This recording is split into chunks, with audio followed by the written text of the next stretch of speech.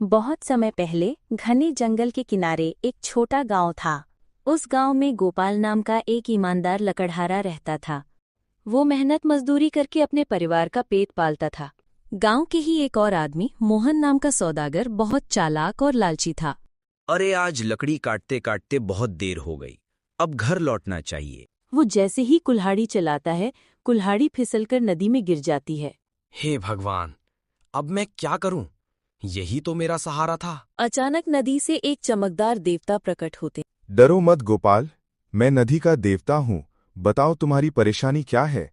महाराज, मेरी कुल्हाड़ी नदी में गिर गई। उसके बिना मैं अपने बच्चों का पेट नहीं भर पाऊंगा। देवता नदी में डुबकी लगाते हैं और एक सोने की कुल्हाड़ी लेकर आते हैं। क्या ये तुम्हारी कुल्हाड़ी है? नहीं महाराज, ये मेरी नहीं है।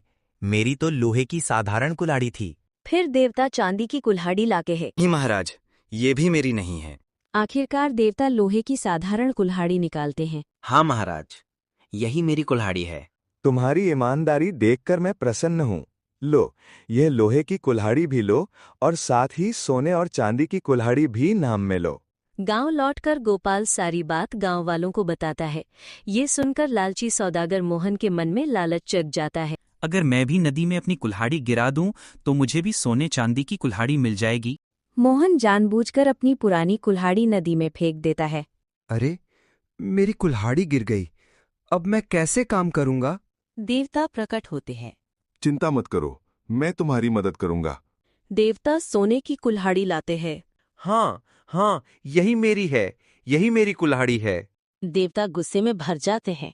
झूठे और लालची मनुष्य, ईमानदारी का इनाम मिलता है लेकिन झूठ का दंड।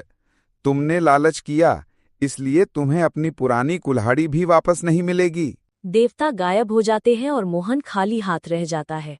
इस तरह गांव के लोग समझ गए कि सच्चा सुख ईमानदारी में है, लालच में नहीं।